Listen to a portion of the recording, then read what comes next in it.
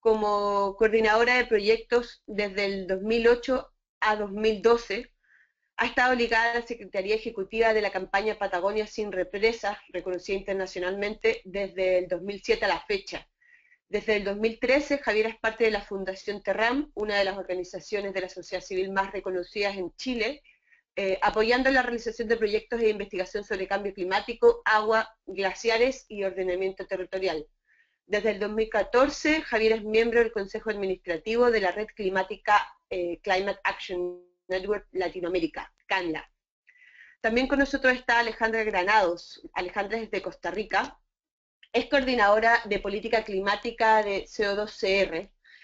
Este año Alejandra formó parte del grupo de trabajo de la sociedad civil y academia de Costa Rica, quien elaboraron propuestas para el Plan de Acción Climática de Costa Rica, INDC. Alejandra ha realizado estudios de ingeniería química en la Universidad de Costa Rica y le motiva a empoderar a la ciudadanía en temas de justicia y cambio climático. Con nosotros también está Mariana Castillo. Mariana es de México. Mariana cursó una literatura sobre relaciones internacionales en la Universidad Autónoma de México, cuenta con un diploma de actualización profesional en economía y gestión ambiental y una especialidad de política y gestión estratégica y medioambiental. Tiene una maestría de cooperación internacional para el desarrollo. Mariana ha estado trabajando en organismos de Naciones Unidas y en la sociedad civil en México. Últimamente fue investigadora en el Centro Mexicano de Derecho Ambiental, CENDA, en donde colaboró principalmente en el área de política pública en temas de cambio climático. Mariana fue consejera y posteriormente coordinadora de la Red Climate Action Network Latinoamérica. Actualmente es responsable del área de investigación del Grupo de Financiamiento Climático para América Latina, GFLAC. También con nosotros está Raquel Rosenberg. Raquel es de Brasil. Raquel es activista y emprendedora social. Tiene como misión de vida trabajar con personas y organizaciones que busquen la convergencia de ideas y propósitos para la construcción de un mundo mejor y más sustentable. Raquel es cofundadora y dedicada integralmente a Encajamundo, organización de la sociedad civil en Brasil. Ha representado a esta organización en diversas conferencias en defensa de la justicia climática. Raquel también es fellow de Adopta Negociator, Red Bull Amápico y afiliada de Ashoka Brasil. Por último, tenemos con nosotros a Giancarlo Siccia, de Perú. Giancarlo es cientista político y consultor del programa Amazonía de la Asociación Civil Derecho, Ambiente y Recursos Naturales, DAR, en Perú, que busca generar un mejor modelo de gestión de los recursos naturales de la Amazonía. Giancarlo trabaja con diversas organizaciones de la sociedad civil en iniciativas para contrarrestar los efectos del cambio climático y aumentar el acceso a la información, participación ciudadana y cumplimiento de estándares ambientales en Perú. Giancarlo es efectivamente Gianfranco, lo siento. Entonces, bueno, para seguir adelante, ya tenemos presentado todos los panelistas.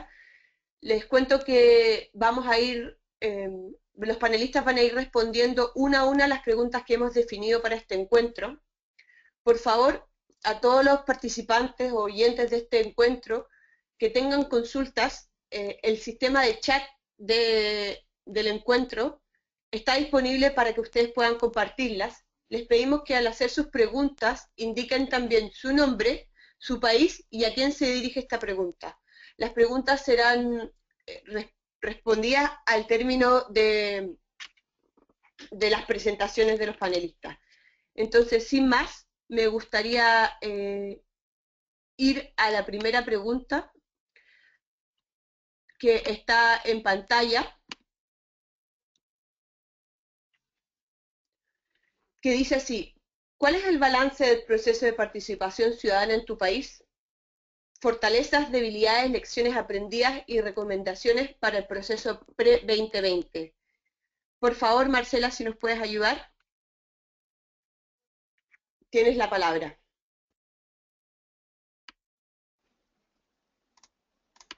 Hola Carla, muchas gracias. ¿Me escuchan bien? Sí, muy bien. Ok, perfecto. Bueno, no, pues primero que todo, muchísimas gracias por la invitación. Muy contenta de poder participar en este panel. y bueno, y compartirles aquí mi opinión muy desde mi experiencia en el tema, que es naturalmente incompleta, pero que espero contribuya a nutrir la discusión. Bueno, en cuanto a esta pregunta que nos pones aquí, en la participación ciudadana en temas de cambio climático en Colombia, yo creo que se han venido generando espacios muy interesantes de discusión y expresión por parte de la ciudadanía en el tema, muchos creo asociados como al momento que genera el acuerdo que se firmará en París. Por ejemplo, marchas, cumbres y eventos de cambio climáticos, así como espacios de opinión en prensa, en medios como este, y en talleres y mesas de trabajo con el gobierno. Sin embargo, y aunque creo que se ha mejorado mucho en este tema, mi percepción es que estos espacios aún están muy restringidos y creo que se debe principalmente a tres temas. El primero es el tema del lenguaje. Realmente creo que ha sido un desafío, no solamente en Colombia, creo que en muchos otros países, el desafío de traducir el lenguaje, que puede ser complejo, técnico y muy particular, que se ha desarrollado dentro de la esfera de cambio climático. Entonces, sí hay una necesidad muy grande de traducir ese lenguaje a uno más cotidiano, a uno que conecte con las actividades productivas y sociales de los colombianos y que, por lo tanto, permita mayores espacios de discusión con diferentes actores del país. El otro punto es la centralización. Creo que el país, Colombia, se ha venido haciendo un esfuerzo particular desde el gobierno nacional para tener un enfoque más territorial en los procesos de desarrollo del país. Sin embargo, yo creo que en el tema de cambio climático y en especial cuando se estaba desarrollando la NDC de Colombia, se observa todavía una centralización del tema en la capital colombiana. Entonces, aunque se han generado otras discusiones muy interesantes en otras regiones del país, creo que es un tema que ha sido todavía muy centralizado.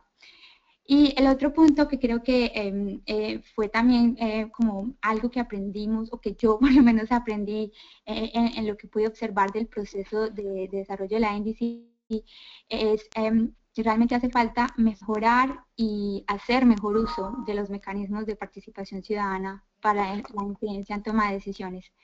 Creo que todavía se nota una carencia de espacios, instrumentos y sobre todo capacidades como más sólidas y permanentes de participación ciudadana que puedan nutrir la relación gobierno-ciudadanía de una manera proactiva, creativa y muy concertada, que tenga implicaciones en las decisiones de las políticas y crear pues, un diálogo más sólido. Entonces, creo que esos fueron como los tres elementos que creo que se pueden reforzar, que se han generado espacios, pero que se pueden seguir trabajando para mejorar. Algunos ejemplos puntuales para darles idea de a qué me refiero con estos tres temas es, por ejemplo, durante el desarrollo de la NDC, en Colombia se generaron espacios como material informativo, difusión de temas en Internet, un esfuerzo de traducir ese lenguaje y generar más conocimiento a diferentes actores. Se hicieron talleres de discusión, pero igual creo que estuvieron aún muy centralizados. Y también se generó una encuesta pública que fue compartida pues con todos los actores que quisieran particular, pero creo que ahí se notó justo la parte del lenguaje y la necesidad de un conocimiento muy especializado para poder hacer parte y participar de manera constructiva en el tema.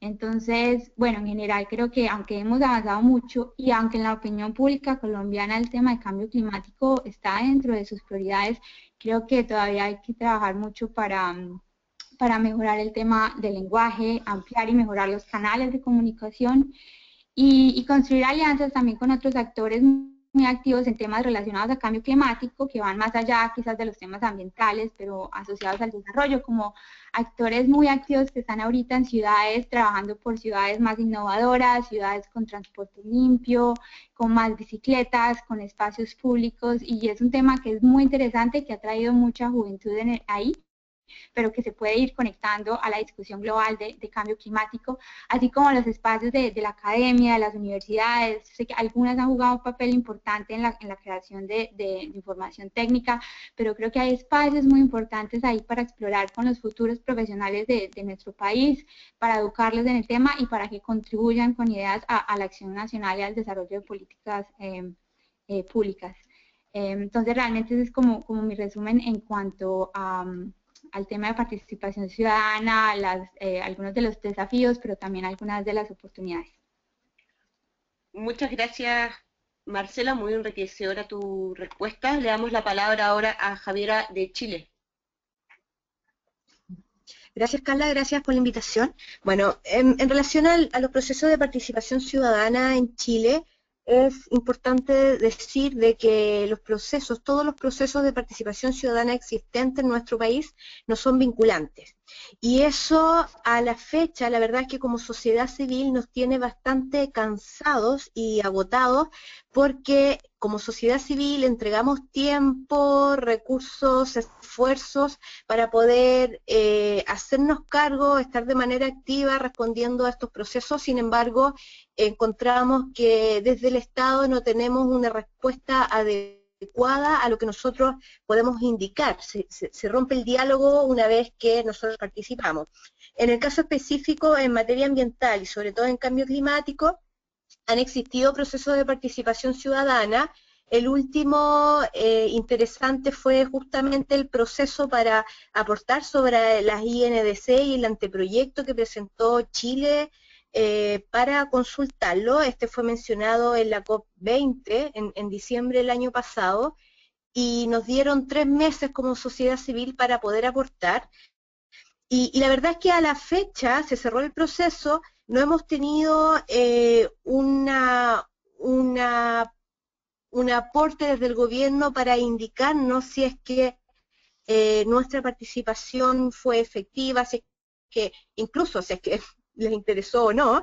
Entonces, quedamos la verdad con un sabor bastante amargo en ese sentido, porque es una debilidad demasiado grande cuando se necesita, en el caso de cambio climático u otros temas, cuando se necesita una alianza entre el aporte que puede entregar sociedad civil y para la política pública que quiera aplicar el Estado. Entonces, en ese sentido, también la participación ciudadana en Chile, coincido con Alejandra, de que es demasiado centralizada. En el caso de nuestro país, la participación ciudadana se cuelga un documento o una página web y la persona que esté interesada en el tema o que tiene acceso a internet o a este tipo de información es quien tiene la capacidad de poder participar. De lo contrario, nuestro territorio, que tiene más de 4.000 kilómetros de largo, los procesos de participación ciudadana en los extremos del país, de centro a los extremos, es bastante débil. Y eso la verdad es que también es una debilidad bastante grande, porque también ahí caemos en que quienes participamos en estos procesos son quienes tenemos la capacidad del conocimiento, que es mucho más técnico, es mucho más especializado. Y en ese sentido también existe una gran debilidad en cuanto al fortalecimiento de capacidades que pueda tener sociedad civil para poder aportar en lo que es la participación ciudadana. En ese sentido, es bastante interesante lo que se pueda avanzar en el proceso pre-2020. Creo que es un gran desafío cómo sociedad civil podría tener podría ser mucho más activo si es que de verdad la participación ciudadana, el Estado la tomara como mucho más, la tomara con mayor seriedad, que ese es como nuestro principal reclamo. Muchas gracias, Javiera, por compartir cuáles son los desafíos y las lecciones aprendidas del proceso en Chile. Ahora quisiéramos entregar la palabra a Alejandra de Costa Rica, por favor. Hola, ¿me escuchan? Perfecto, Alejandra. Ok, buenos días a todos y todas al encuentro virtual. Bueno, ¿cuál ha sido el balance del proceso de participación ciudadana en Costa Rica? En realidad, bueno, haciendo un recuento, ¿verdad? El balance general es que falta fortalecer capacidades para organizar este tipo de procesos de participación ciudadana en estas decisiones sobre cambio climático.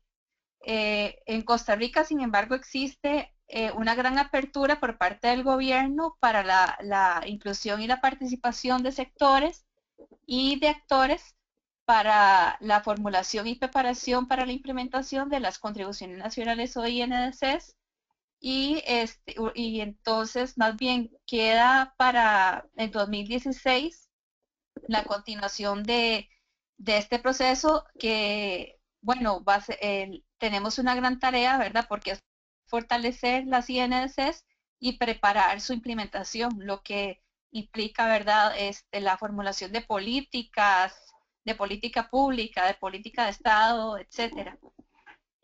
Creo que una de las fortalezas del proceso fue que diversos actores no esperamos a que iniciara el proceso desde el gobierno, sino que desde antes nos organizamos en un grupo de trabajo de sociedad civil y academia sobre INDCs y trabajamos en propuestas de las INDCs.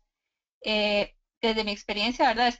Yo formé parte de este grupo, estuvo conformado por personas de universidades, organizaciones de sociedad civil y sector privado, y los resultados se sistematizaron en un documento análisis que fue entregado al gobierno para que fuera incluido dentro de las INDCs que iba a presentar el país, y este análisis está por ser publicado por la Fundación Frederick Ebert. Y bueno, ¿cuáles fueron los dos principales resultados de ese proceso que lideramos desde sociedad civil? Y es que los INDCs necesitan tener los principios de justicia climática, ¿verdad? Específicamente los temas de perspectiva de género, el principio de derechos humanos y equidad intergeneracional. Y el segundo resultado es que el INDC prioritario debe ser en adaptación, que ha sido el gran tema rezagado en nuestro país. Una gran debilidad de este proceso del país, ¿verdad? Ya fue que el gobierno le agarró todo a última hora. O sea, el proceso inició en julio. Entonces, no fue, ¿verdad? El proceso amplio que tuvo Chile fue súper corto de tiempo, y además hubo una gran falta de transparencia sobre cómo iba a ser el proceso. Este corto tiempo hizo que la participación no fuera inclusiva ni suficiente.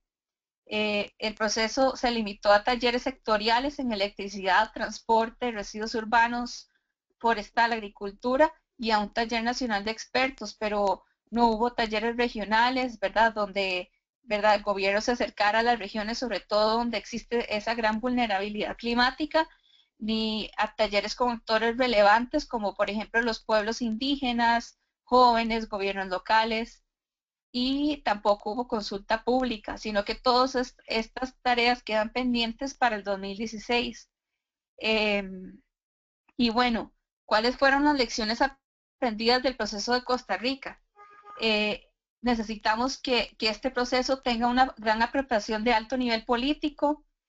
Necesitamos que haya consultas públicas porque son necesarias para darle legitimidad al proceso de preparación de la INDC del país, enriquecer las propuestas de INDCs y posicionar el tema con la sociedad civil, porque así además se reduce el riesgo de que haya resistencia por parte de los grupos sociales, ¿verdad?, hasta incluso del mismo sector público.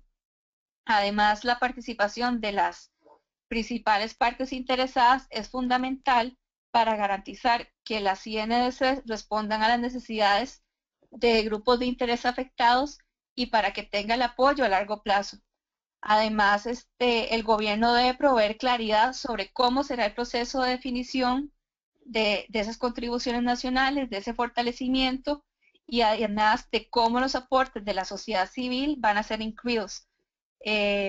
También, así es urgente, considero que mejorar los mecanismos de transparencia y rendición de cuentas sobre las contribuciones nacionales, los sistemas MRV, ¿verdad?, de monitoreo, reporte y verificación, para conocer la efectividad de las medidas que se van a implementar, y con el objetivo de aumentar precisamente la ambición de esas acciones mediante procesos continuos de mejora, y así como rendir cuentas sobre los resultados de los objetivos cumplidos. Muchísimas gracias, Alejandra, por compartir el proceso en Costa Rica, vemos que empiezan a haber diferencias entre los países y también ciertas similitudes. Quisiéramos ahora entregarle la palabra a Raquel de Brasil, por favor, Raquel. Hola, es un gusto estar acá con ustedes. Disculpa si mi conexión no está muy buena acá, estoy en África del Sur ahora. Entonces, perdón si mi conexión fallar en algún momento.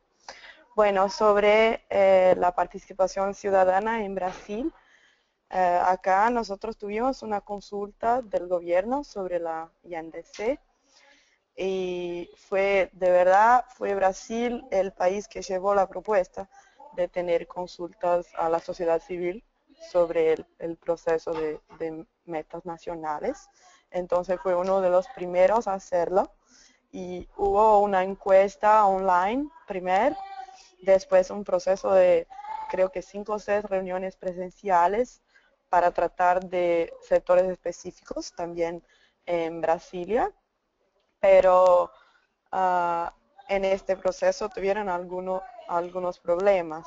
Por ejemplo, lo que mencionó creo que Alejandra, la cuestión de lenguaje, que fue crucial para nosotros como jóvenes acá en Brasil, porque era aún muy difícil de comprender y solo quien está aparte de las cuestiones de las Naciones Unidas o del proceso, que puede comprender lo que estaba dicho en la consulta. Entonces para nosotros eso fue un problema muy grande. Y el otro también de las reuniones presenciales en Brasilia, solo los que estaban en la capital fueran allá. Entonces para nosotros también fue un problema eso, porque nosotros como jóvenes no pudimos estar en estos espacios. Además de esas dos cuestiones, la consulta fue buena, tuve un buen tiempo para las respuestas y después publicaron un report completo sobre cuáles fueron los resultados, entonces fue un buen trabajo del gobierno. Esto de la consulta de la INDC. Después de la parte formal de participación ciudadana. Ahora lo que estamos intentando hacer es crear un movimiento nacional de cambio climático que sea más organizado. Entonces estamos utilizando la movilización del 29 de noviembre, que va a tener participación en muchos países alrededor del mundo. Y en São Paulo va a ser una de las más grandes. Entonces estamos creando el momentum de la movilización como un primer paso para la creación de este movimiento de sociedad civil que va beyond la COP y el proceso de las Naciones Unidas. Entonces eso es lo que esperamos y estamos con mucho trabajo y muchas personas involucradas en el proceso de la movilización, que está muy lindo acá como participación ciudadana.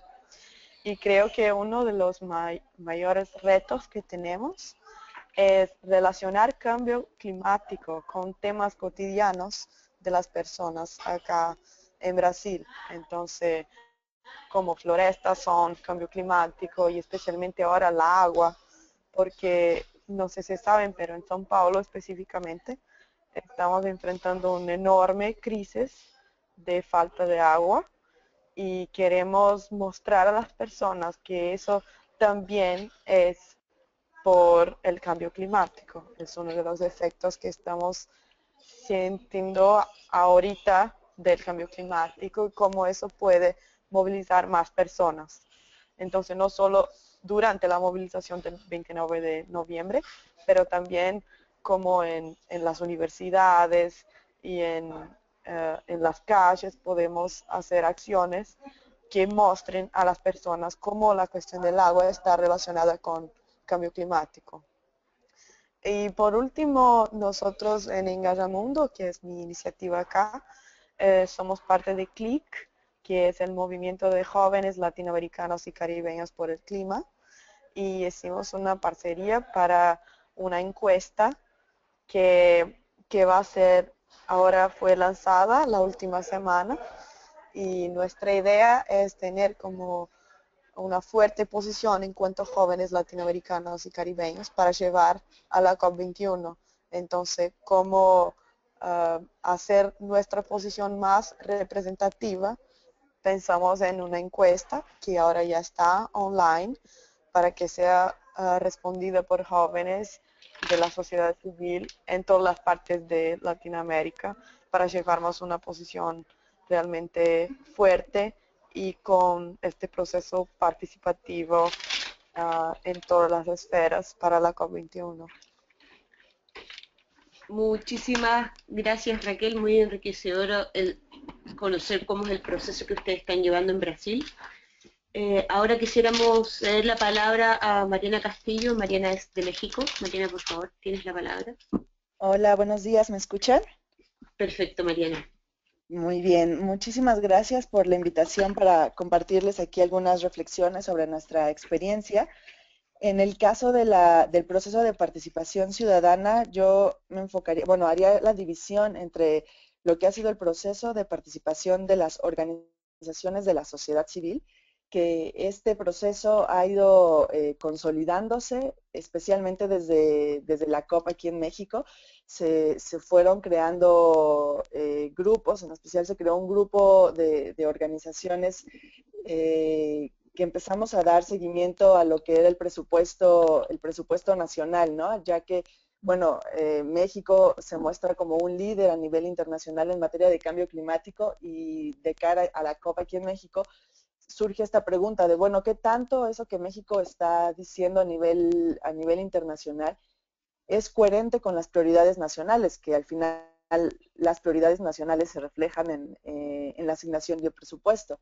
Entonces, inició este ejercicio anual de análisis presupuestal y esto nos permitió a varias organizaciones y en especial conformadas a través de un grupo, que eso es una recomendación, una fortaleza del proceso de participación y una recomendación hacia las demás organizaciones, que el acercarnos a nuestro gobierno de manera conjunta con varias organizaciones nos comenzó a abrir varias puertas, ¿no? Que nos escucharan, bueno, eso por un lado, y por otro lado el análisis técnico, ¿no? Llegar con datos duros, con cifras, no solo con una narrativa, sino con una narrativa bien argumentada. Eso nos comenzó a abrir varias puertas con el gobierno federal y con el Congreso de la Unión, que es quien aprueba el presupuesto.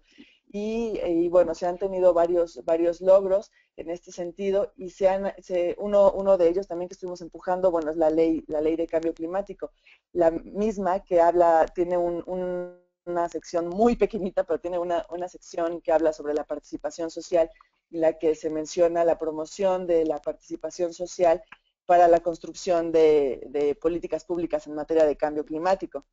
En ese sentido, bueno, tenemos varios elementos en el marco legal y en la política pública de los que podemos agarrarnos como sociedad civil para seguir empujando y abriéndonos espacios para tratar de incidir en la construcción de la política pública. Eso de manera como positiva y la parte de fortaleza. En la cuestión de debilidades, por un lado coincido en el tema del lenguaje.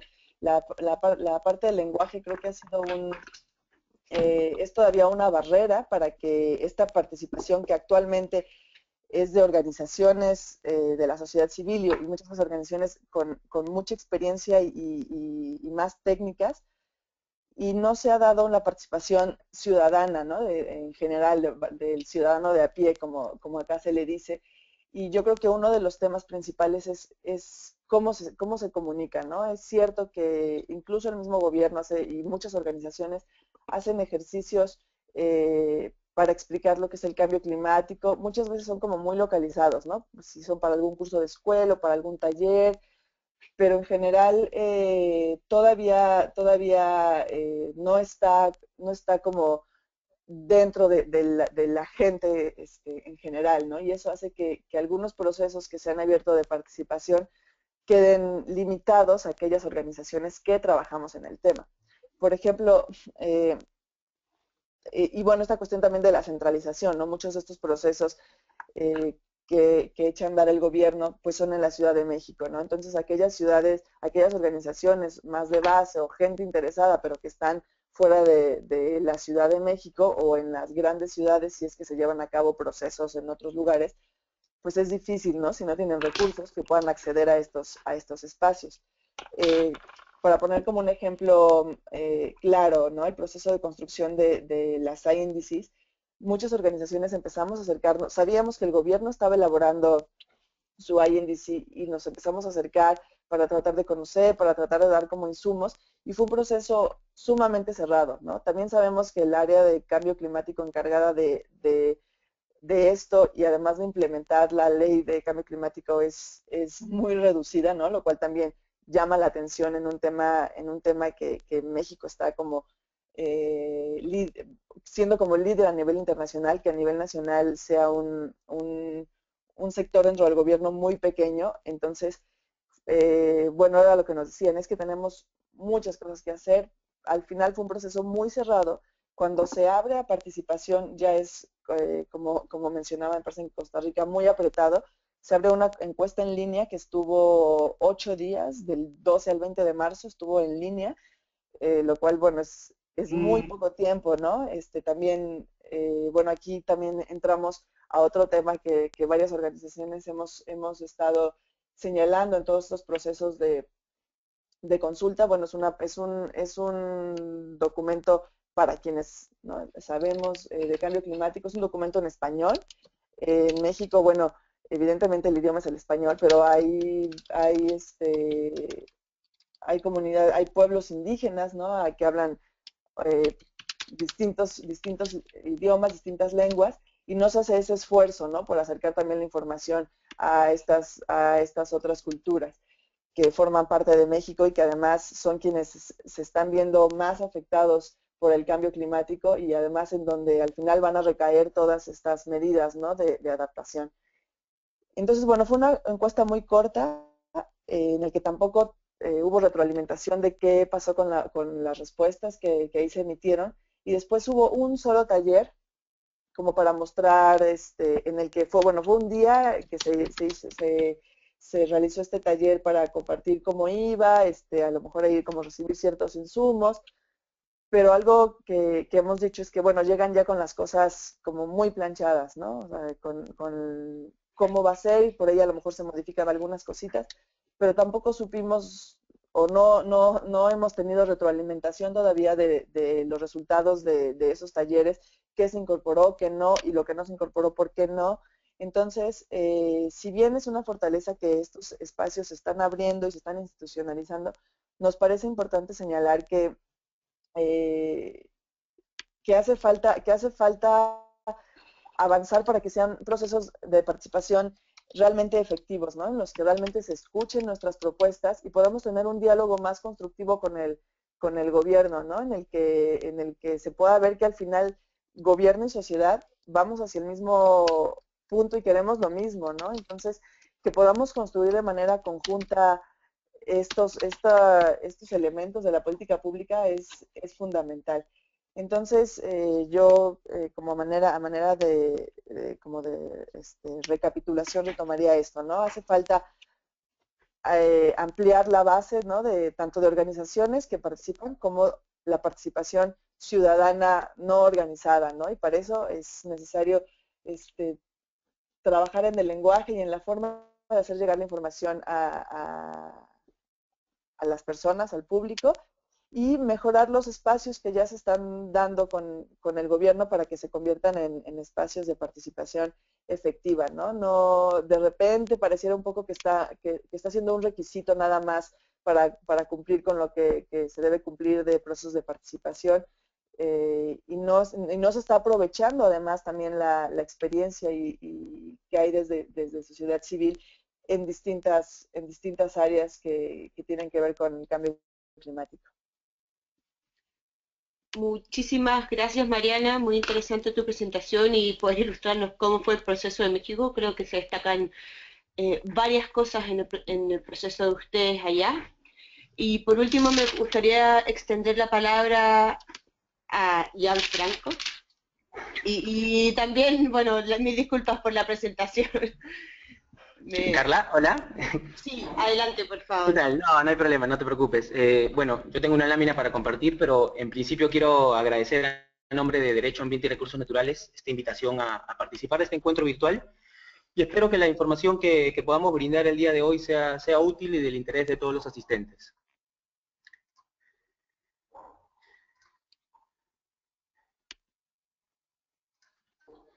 ¿Se ve la pantalla? Ahora sí. Sí, bueno, con respecto a la consulta, la primera pregunta, que es el balance del proceso de participación ciudadana con respecto a las contribuciones nacionales de cada país. En el caso peruano podemos indicar que este proceso de construcción de las contribuciones nacionales se inicia con la conformación de una comisión multisectorial encabezada por el Ministerio del Ambiente y conformada a través de una resolución suprema. Es una comisión multisectorial de naturaleza temporal y tuvo la labor o el encargo de elaborar el informe técnico que contendría, en este caso, los compromisos del país en la reducción de gases de efecto invernadero de acuerdo al nuevo acuerdo climático que se espera firmar en París en diciembre. En este caso, esta comisión multisectorial presentó un documento borrador de estas contribuciones y ese documento borrador significó el inicio del proceso de consulta pública que se llevó a cabo en el Perú. Este proceso de consulta pública duró 6 semanas, desde el 5 de junio, como indica en la gráfica, hasta el 17 de julio. Y bueno, hablando un poco ya del proceso, este proceso presentó en sí para el Perú una excelente oportunidad de diseñar planes climáticos que contengan expectativas de desarrollo y que se integren con el proceso en general de enfrentar el cambio climático. En ese sentido, era importante vincular a la ciudadanía para que entienda y aporte en esta construcción. Desde Derecho, Ambiente y Recursos Naturales, desde nuestra organización, saludamos que el Ministerio del Ambiente haya desarrollado un proceso de consulta. Sin embargo, no percibimos a lo largo de todo el proceso un compromiso similar de parte de los demás ministerios del gobierno central que también pertenecían a la comisión multisectorial. Asimismo, si bien se estaba cumpliendo con el recojo de aportes de la sociedad civil, y creo que esto ya también se ha mencionado en otros procesos que hemos estado escuchando de otros países, no se diferenciaron en este caso en el Perú dos etapas dentro del proceso, que nosotros creemos que debieron haber estado bastante claras. Por un lado, el tema de la difusión y concientización de la ciudadanía como primera etapa. Y por otro, el proceso de recojo de aportes, que definitivamente necesitaba o implicaba un conocimiento previo del contenido de la propuesta. Asimismo, hubo un llamado de atención al final porque los aportes generados, y esto también creo que coincide en el caso de algunos otros países, este llamado de atención es porque los aportes generados durante el periodo de consulta pública, lamentablemente a la hora de que sean procesados, analizados, procesados e incorporados por la comisión multisectorial, al final, digamos, de este proceso de consulta, lamentablemente no se contó con el tiempo necesario para la inclusión de los mismos y no se tiene mayor información de cómo o cuáles fueron tomados en cuenta y por qué sí y por qué no en este caso, ¿no? Nos queda en general como recomendación central con respecto a este proceso de consulta pública de las contribuciones nacionales, que si bien hubo un liderazgo, y bueno, en parte lo reconocemos, un liderazgo de parte del Ministerio del Ambiente, el trabajo debió ser articulado entre los diferentes niveles de gobiernos, esto no sucedió así, y entre los diferentes sectores, sobre todo, sectores que estaban involucrados, en este caso con las opciones, con la contribución en el enfoque de mitigación. Estamos hablando de sectores como energía, transporte, procesos industriales, agricultura, el sector forestal y el del sector de residuos sólidos. Finalmente, creo yo que desde DAR nosotros hacemos un llamado esperando que ese liderazgo, sobre todo porque nos encontramos en un proceso, ya nos encontramos en un proceso de cambio de gobierno en realidad, que se va a dar en julio del próximo año, nosotros esperamos que este liderazgo mostrado por parte del Ministerio del Ambiente continúe en las siguientes etapas. Nos referimos a la etapa de implementación y a la etapa de cumplimiento de las metas planteadas dentro de estas contribuciones nacionales, para lo cual definitivamente es necesario contar con mecanismos adecuados de monitoreo y reporte, que en principio la Comisión Multisectorial los debió haber planteado, sin embargo hasta la fecha no se han realizado. Gracias. Muchísimas gracias por tu presentación, Gianfranco. Vemos que hay bastantes similitudes en los procesos de participación en los países. Vale destacar el tema de la restricción que genera el lenguaje, de los materiales que los gobiernos exponen, y también el tema de la centralización de la consulta, el tema que ambos generan ciertas restricciones a grupos a participar. Hay otros temas interesantes en común en los países. Voy a seguir adelante en honor al tiempo y al fin de las respuestas de todas las preguntas, en honor al tiempo vamos a poder compartir estas similitudes y diferencias. Entonces, sin más, pasar a la segunda pregunta. ¿Cuál es el sector en que es crítica la acción pre-2020 en estos 6 países de América Latina?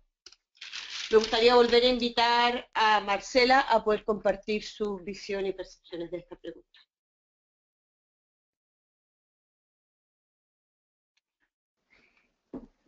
Hola, gracias Carla.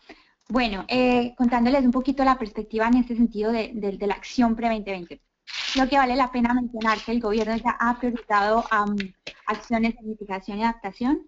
En mitigación, los sectores que se han priorizado son el sector transporte, vivienda, residuos, así también como agricultura y deforestación, industria, energía, hidrocarburos y minería.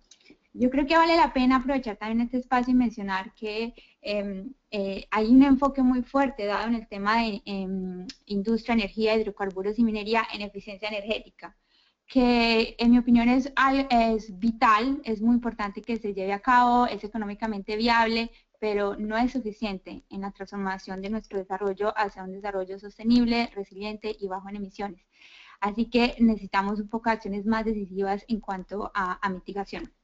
En la parte de adaptación, que es un tema absolutamente clave, los esfuerzos se han enfocado no solo en áreas sectorales, pero también en áreas regionales, como ya mirando a los territorios. Entonces, se han priorizado territorios y también se han priorizado sectores como transporte, vivienda, energía, agricultura y salud. Pero ya dándole como una mirada a la pregunta y ver cuáles son los que consideramos quizás sean más claves ahorita en la acción pre-2020, yo quisiera comentarles 2 sectores generales que creo que son muy importantes y 3 sectores transversales.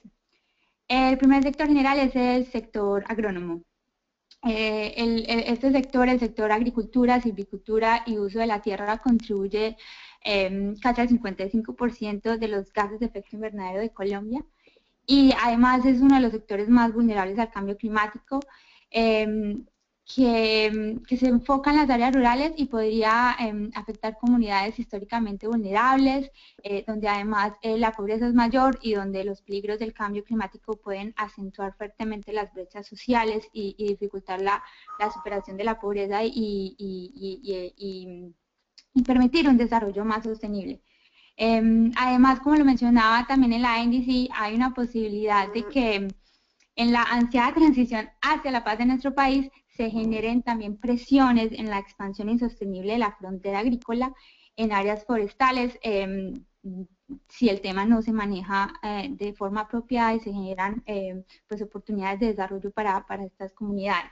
Entonces, pues por estas razones creo que el sector agrónomo es un área absolutamente importante de priorización, pues no solo en cuanto a la acción climática, pero en la construcción de país. El otro sector es, quizás como el lado opuesto, es las ciudades, crear ciudades innovadoras y mejorar la calidad de vida. Creo que en Colombia pues nuestras ciudades están creciendo rápidamente y necesitan un enfoque urgente en un desarrollo sostenible.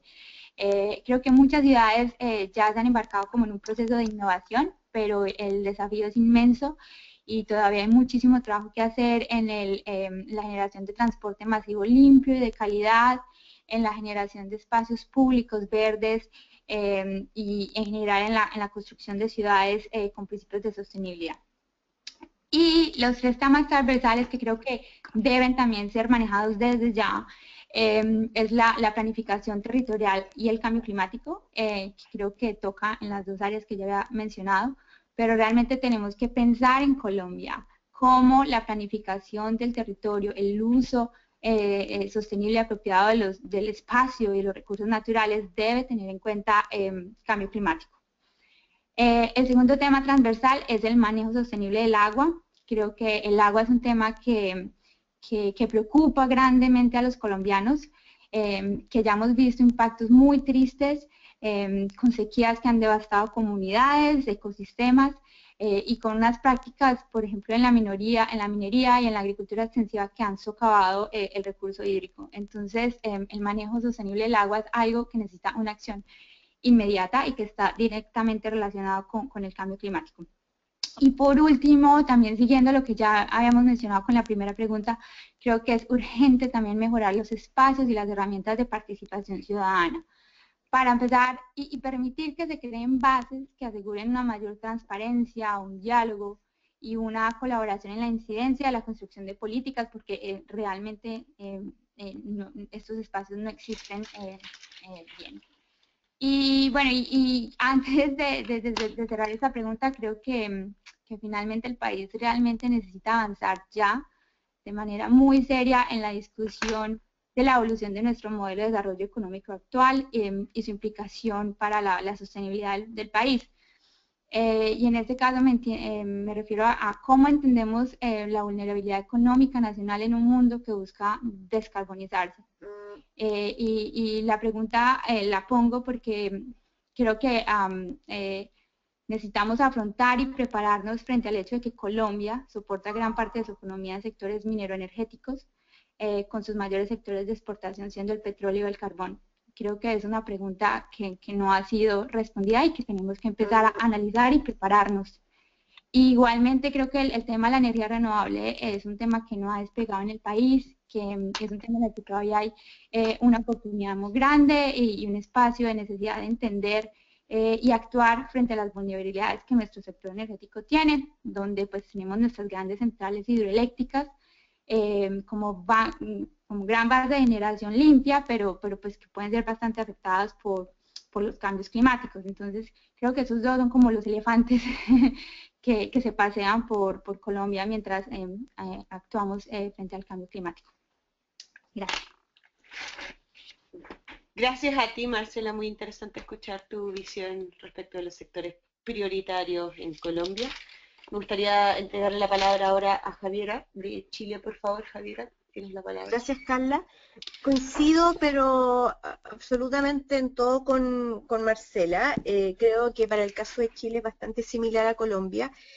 Creo que dentro de todo es demasiado importante el tema de adaptación para Chile, entendiendo de que Chile tiene unas características geográficas bastante especiales y creo que la adaptación es donde tenemos que concentrarnos, pues es ahí donde podemos con tiempo poder planificar más que reaccionar a las consecuencias que puede traer el cambio climático en el territorio que ya hoy día en Chile lo estamos presenciando.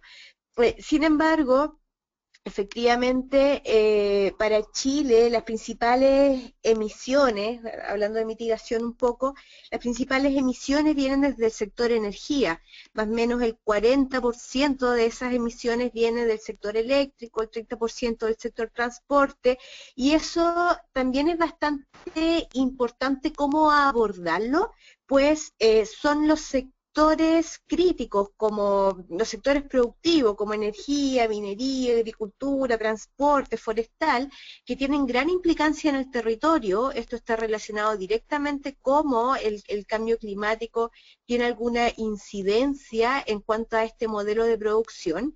Y además se agrega que todos estos grandes sectores productivos son en su mayoría privados. Nuestro Estado, Chile, la verdad es que tiene muy poca regulación sobre los sectores privados, y esto es porque en dictadura se generó una constitución que básicamente privatiza todo. Entonces hoy día, cuando hablamos de cambio climático, podemos tener muy buenas intenciones, muy buenos documentos y bonitos documentos sobre adaptación, mitigación, etcétera. Sin embargo, si es que el Estado no puede regular el sector privado, estamos en un grave problema, y ese es un gran desafío.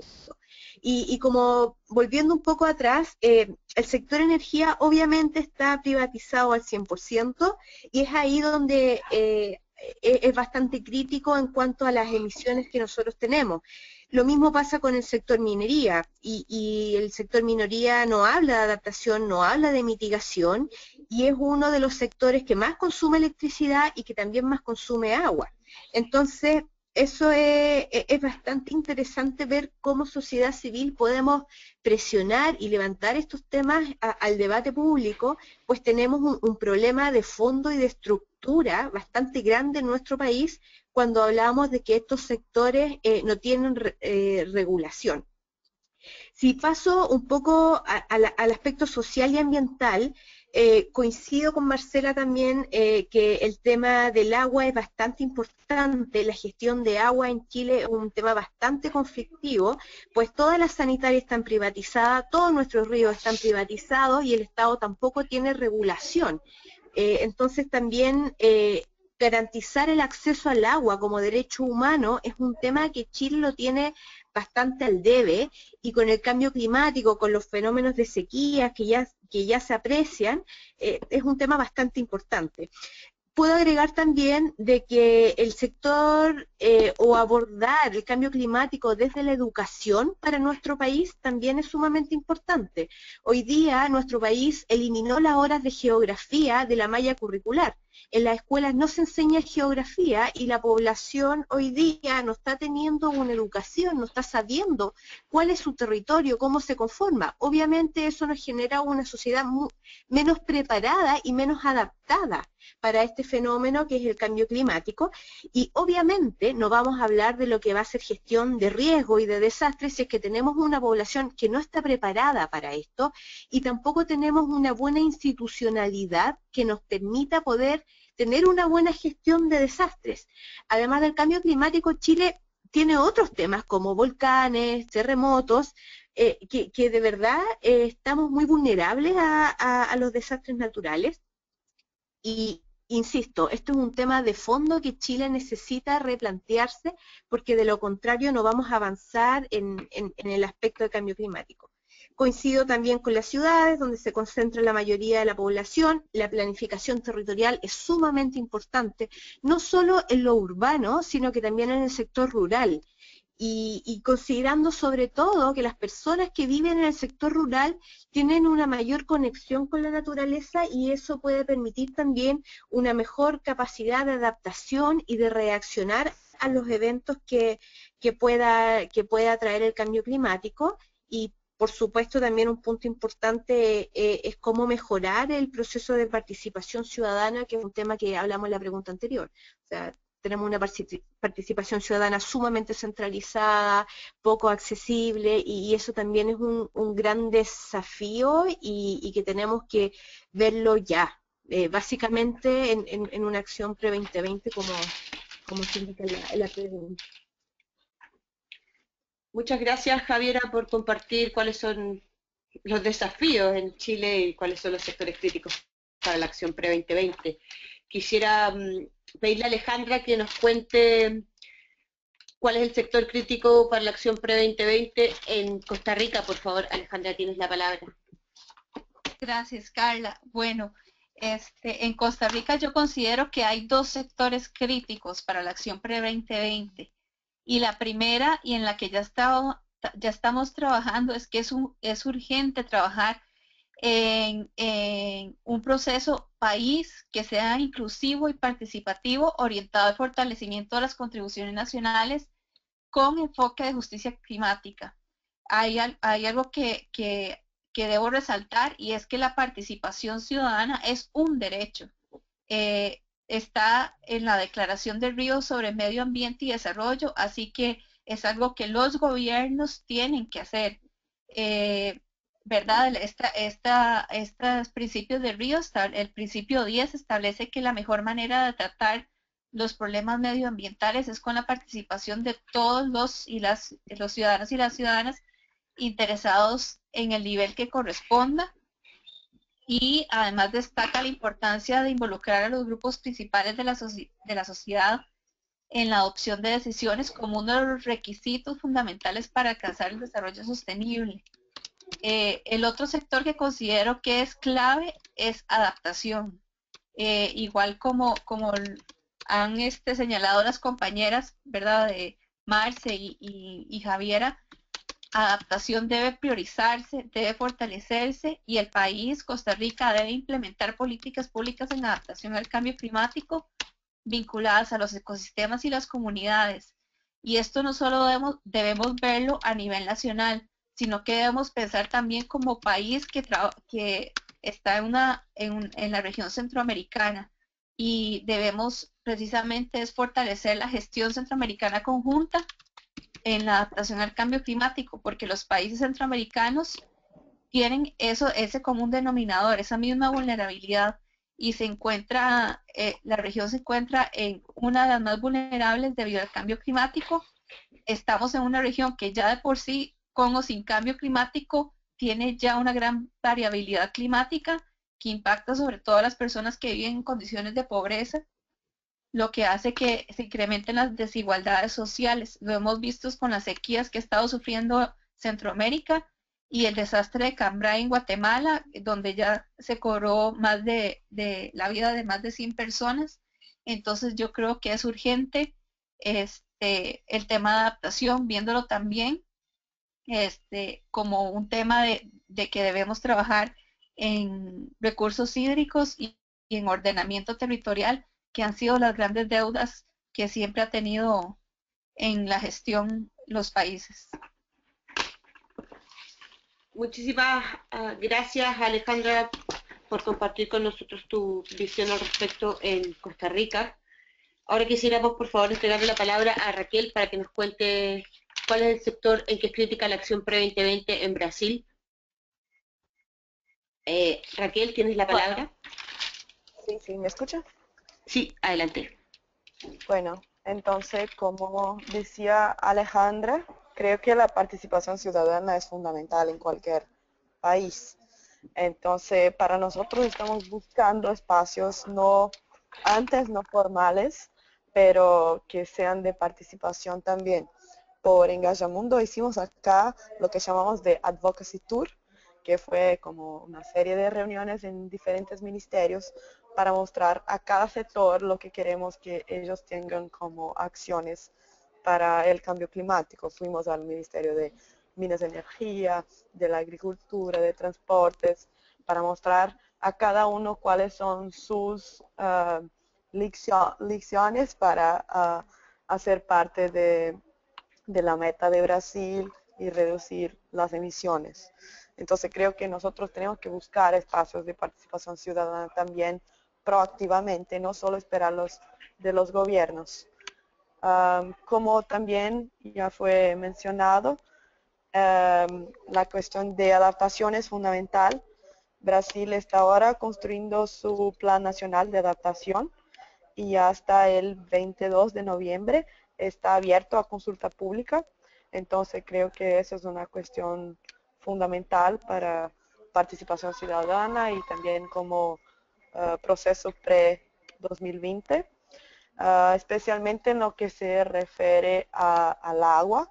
Entonces, como yo mencioné antes, tenemos una enorme crisis de agua hoy en São Paulo y en todo Brasil. Entonces, creo que esa es una cuestión fundamental para empezarmos ahora a tratar, no solo en 2020. Y una otra cuestión que es mencionada en la INDC de Brasil es la cuestión de deforestación ilegal, porque se coloca como meta de acabar con la deforestación ilegal en Brasil en 15 años. Y en la legislación nacional, la meta era para terminar con la deforestación ilegal este año. Entonces, creo que también hay un error en la INDC de Brasil de poner como meta 37% de reducción hasta 2025, cuando hasta hoy ya reducimos 41% de las emisiones con LULUCF incluso. Entonces, de verdad, una reducción de 37% hasta el 2025 no significa nada. Creo que una de las principales recomendaciones para el proceso pre-2020 es acabar con la deforestación ilegal ahora y no solamente en 15 años. Muchas gracias, Raquel, por ilustrarnos la situación en Brasil. Quisiera extender la palabra a Mariana. Mariana, por favor, tienes la palabra. Sí, gracias. Bueno, me parece que en todos los países, al menos de la región, el tema de balancearlas, o bueno, el tema de adaptación es importante, ¿no? En México los impactos del cambio climático han sido crecientes y bueno, esto además va incrementando, ¿no?, el costo al erario público, además de los impactos y las afectaciones que tiene pues en la calidad, en las personas, ¿no?, en su sustento, en su patrimonio y bueno, cuando en el peor de los casos, pues cuando se pierden vidas. Entonces, creo que es un asunto no menor y que sí se tiene que hacer un esfuerzo en países, por ejemplo, como México, que pareciera de repente no tan evidente la importancia de la adaptación y que sin duda lo es. Pero bueno, yo quisiera resaltar dos puntos. Bueno, la INDC de México incluye mitigación y adaptación. La parte en México, la mayoría de las emisiones de gases de efecto invernadero vienen del sector energía y dentro del sector de energía del sector transporte. Entonces, algo como a lo que quisiéramos y bueno, que hemos estado llamando la atención es la importancia de la coherencia de políticas, ¿no? Si realmente queremos reducir nuestras emisiones, las políticas en México tienen que ser coherentes. No podemos tener por un lado una política climática, algunos califican el INDC como de mediana ambición, otros dirán que es más ambiciosa, pero bueno, tenemos esta INDC, pero por otro lado tenemos una reforma energética reciente que prácticamente a lo que le está apostando es al gas natural, ¿no?, que como bien sabemos sigue siendo un combustible fósil y que si además el gas natural se pretende obtener a través de la técnica fracking, bueno, tiene una serie de implicaciones ambientales y sociales importantes. Entonces, ese punto para llamar la atención, ¿no?, como seguir trabajando en la coherencia de políticas de aquí al pre-2020 y después es fundamental. Entonces, bueno, México es importante. México incluye en su INDC no solo gases de efecto invernadero, sino también contaminantes de vida corta, lo que es importante y además tiene un impacto fuerte en la salud de las personas. Entonces, la meta de carbono negro es reducir un 51%, lo cual es importante también. Pero yo quisiera resaltar el tema del financiamiento, ¿no? Al final, estas metas, estos compromisos que hacen los países en materia de mitigación, adaptación, en cualquiera de los sectores, requieren financiamiento, ¿no? En el caso de México, la meta no condicionada, bueno, requiere de una asignación presupuestal y la condicionada, bueno, ya tendrá que ver con los recursos internacionales. Pero entonces es fundamental que se asignen estos recursos. Y para eso necesitamos saber cuánto nos cuestan estas medidas, ¿no? Y es algo que desde el GFLA que estamos haciendo y estamos promoviendo que se haga cada vez de manera más transparente y con la participación de más actores. Es necesario saber cuánto nos cuestan estas medidas para entonces identificar también dentro del presupuesto hacia dónde se están yendo los recursos. Se han hecho desde el GFLAC y en México también, se han hecho una serie de estudios bastante interesantes que muestran, ¿no?, que por un lado sí estás aquí poniéndole unos pesos a medidas de cambio climático, pero por otro lado le estás poniendo miles de pesos a actividades que están causando el problema, ¿no? Sigues invirtiendo en exploración y perforación de pozos de petróleo, o si vas a invertir en gas natural. Entonces, esa parte genera mucho ruido, ¿no? Pero como para enfatizar y redondear esta idea, ¿no? La parte del financiamiento, ¿dónde está el dinero? ¿Dónde y cuánto necesitamos? Es fundamental, porque solo así podemos de manera clara y seria decir necesitamos otro tipo de fuentes, ¿no? Ya sea financiamiento para cambio climático público internacional o necesitamos la entrada del sector privado con la muy necesaria regulación que ya también Javiera mencionaba. Pero entonces el tema del financiamiento es clave para la acción pre-2020 y para después, ¿no? Si no sabemos cuánto nos cuestan las medidas, si no sabemos con cuántos recursos contamos y cuánto recurso adicional necesitamos, va a ser muy difícil que se lleven a cabo, las medidas comprometidas, ¿no? Y muchas de ellas ya están como dentro de planes de las propias dependencias gubernamentales, pero para poder aumentar la ambición es necesario saber cuánto nos cuesta. Y por otro lado, bueno, la NDC de México incluye como las medidas nacionales, no hace falta ver como los compromisos de los estados, como a nivel subnacional, hace falta ir bajando las metas y también el tema de cuánto nos cuesta, ¿no? Antes de que se me vaya aquí. Entonces, bueno, es necesario seguir mejorando la transparencia y la rendición de cuentas, por un lado en la presupuestación y ejecución de recursos públicos, ¿no? Actualmente, bueno, México cuenta con un anexo, bueno, tenemos un fondo de cambio climático y tenemos un anexo, aquí está el anexo 16, ¿no? Que son recursos para adaptación y mitigación para los efectos del cambio climático. Sin embargo, no es fácil como acceder y ver exactamente a qué se está dedicando, a qué se están asignando esos recursos, por lo que tampoco es fácil estar dando seguimiento y estar monitoreando ese ejercicio presupuestal y de ejecución de recursos. Entonces, el tema de transparencia y rendición de cuentas, mejorar esos mecanismos resulta fundamental. Como les mencionaba, además de acceder o de solicitar financiamiento internacional, es importante redireccionar fondos federales que están siendo utilizados para acciones que están causando mayores problemas en materia de cambio climático o en materia ambiental, para que estos ayuden a mitigar y adaptarnos al cambio climático. Y bueno, ya México tiene bastantes instrumentos de política climática desarrollados, pero es necesario incrementar, ¿no? este financiamiento para poder alcanzar las metas establecidas.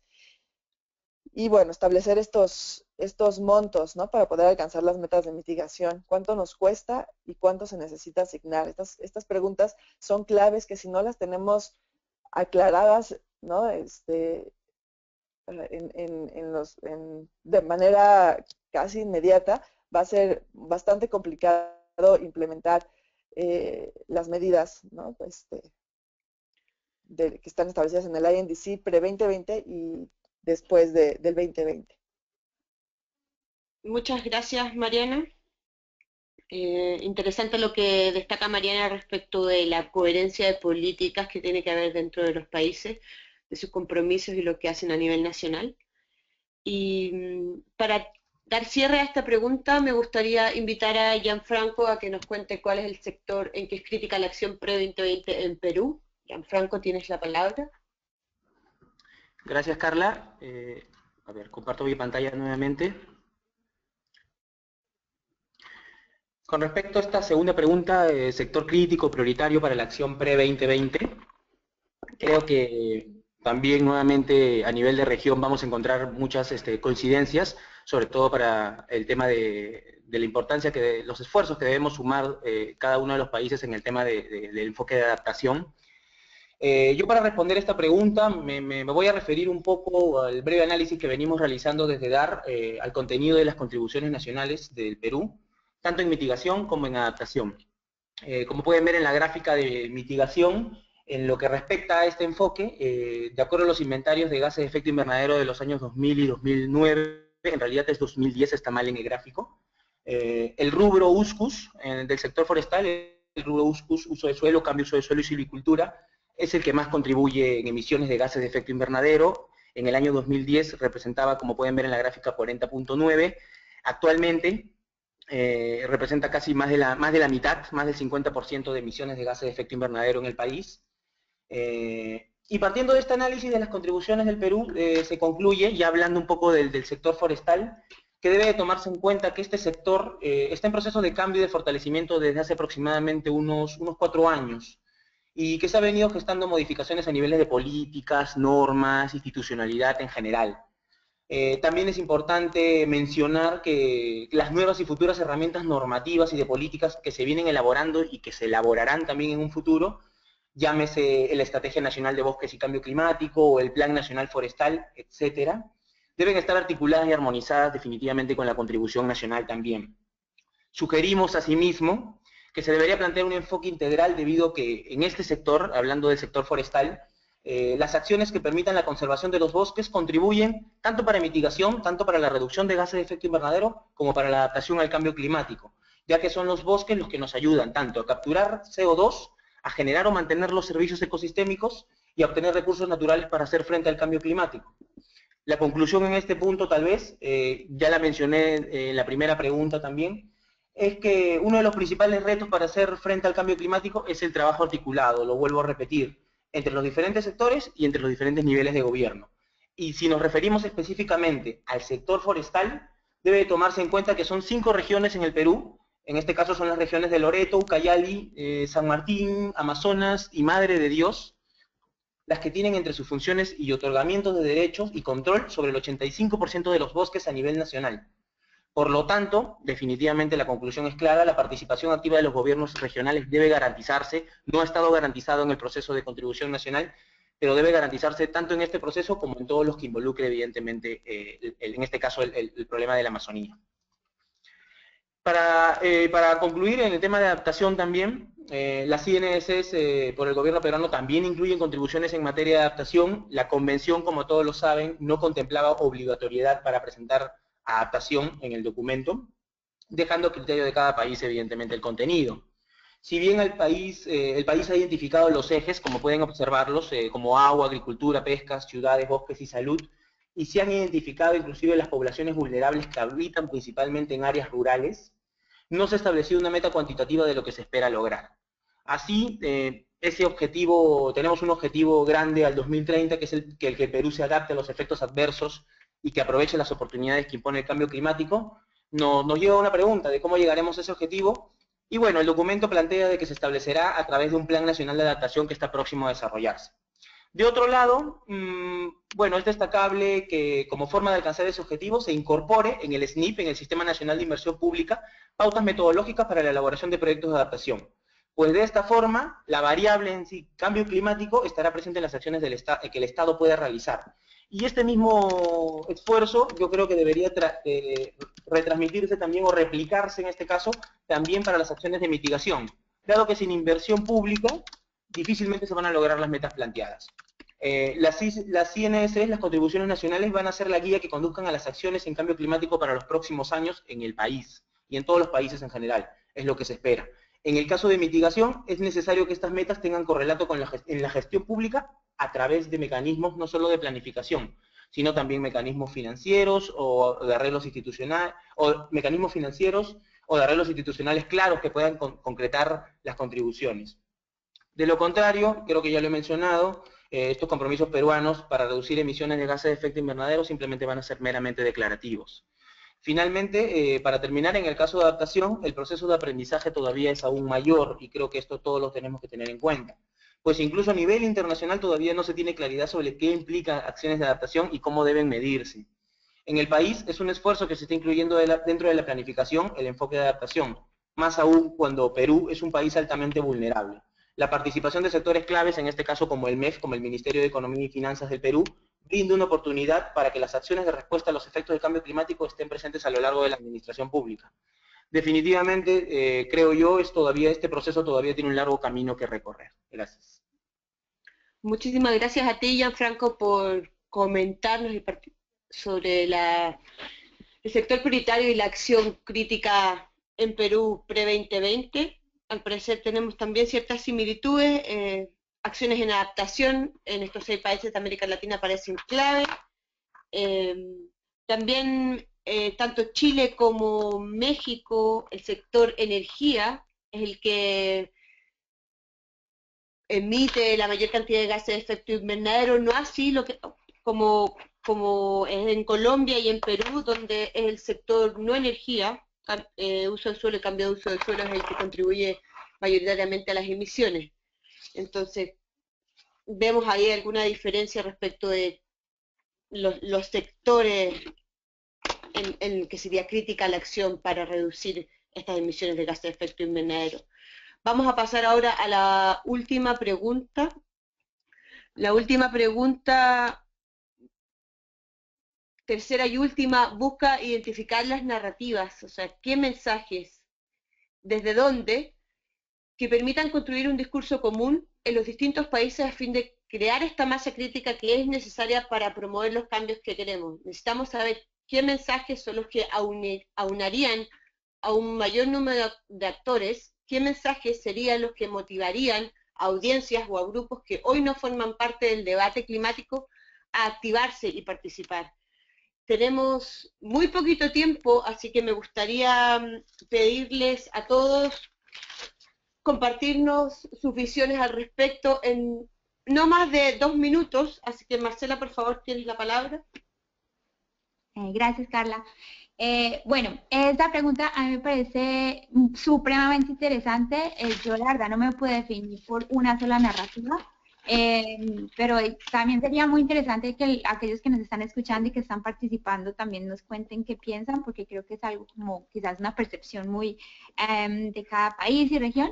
Pero aquí les cuento unas cuantas narrativas que creo yo hacen parte como de la variedad de temas que pegan y que van en relación a cambio climático.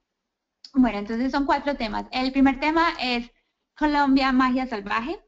Esto es una película colombiana que fue presentada hace muy poquito y que muestra la riqueza y también la vulnerabilidad de la biodiversidad colombiana. Y deja pues un mensaje muy claro a los colombianos sobre la enorme responsabilidad que tenemos en resguardar esos espacios irrecuperables y hermosos, muchos de los cuales creo que muchos de los colombianos nunca habíamos imaginado o visto. La película lleva un mes en cartelera, o sea, una de las razones por la que creo que esto es una narrativa que pega es que la película llevaba solamente un mes en cartelera cuando ya se convirtió en la película colombiana más vista de la historia cinematográfica del país.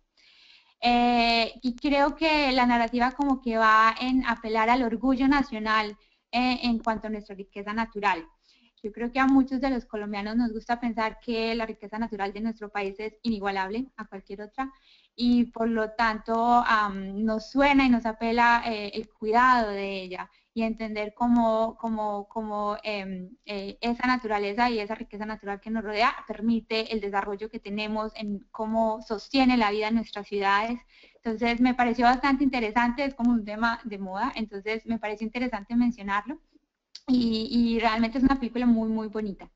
El otro tema, que creo que es un tema que ya lleva buen tiempo, en el cual creo que sí se ha generado un debate supremamente activo de diferentes actores, es el tema de minería y agua.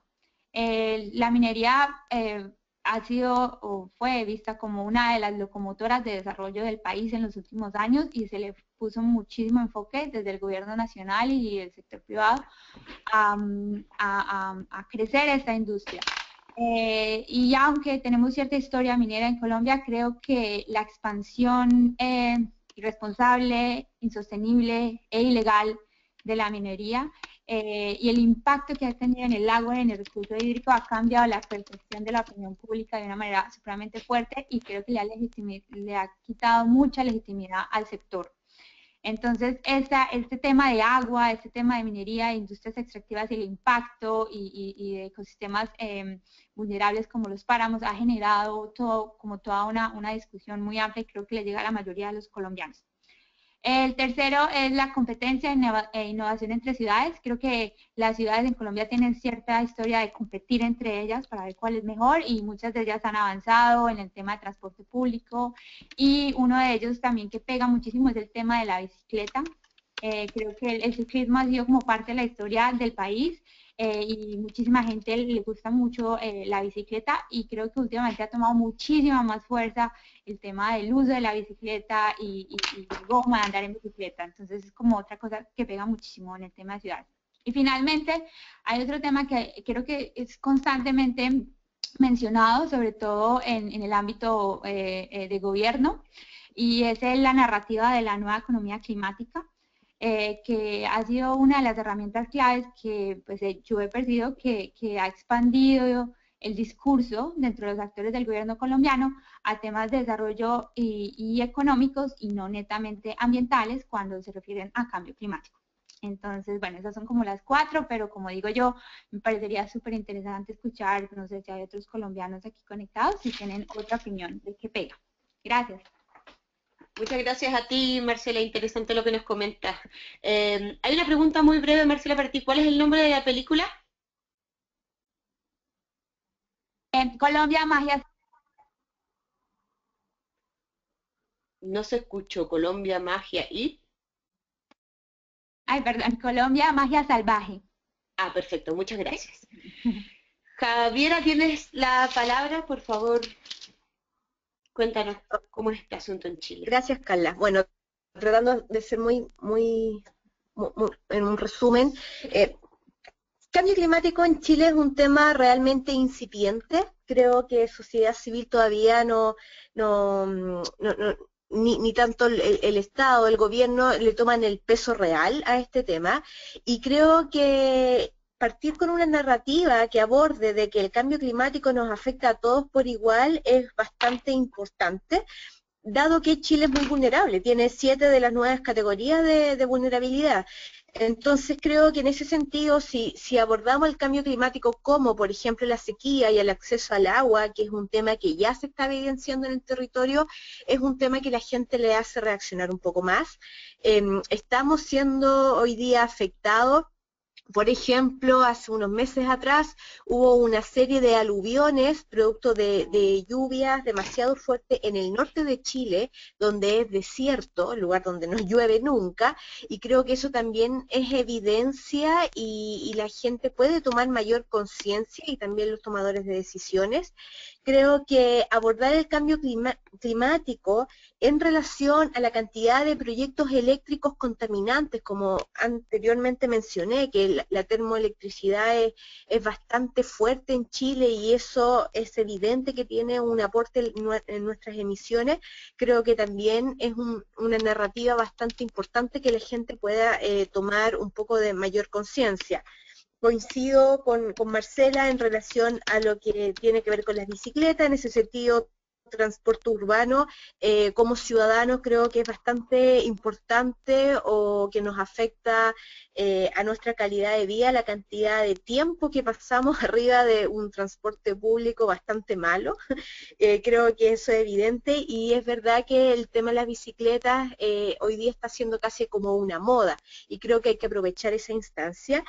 En otros aspectos ya un poco más macros tenemos varios conflictos territoriales que son llamadas zonas de sacrificio, y que eso también tiene una relación directa con el cambio climático. Son zonas sumamente contaminadas que está afectando directamente la salud de las personas, los ecosistemas, y creo que eso es un gran desafío de cómo enlazar estos temas, estos conflictos territoriales con el cambio climático, y eso es un gran tema a desarrollar. Ahora, claramente un llamado a ser más sustentable, ser más verde, es una narrativa bastante atractiva. Sin embargo, para nuestro país sigue siendo un tema muy elitista.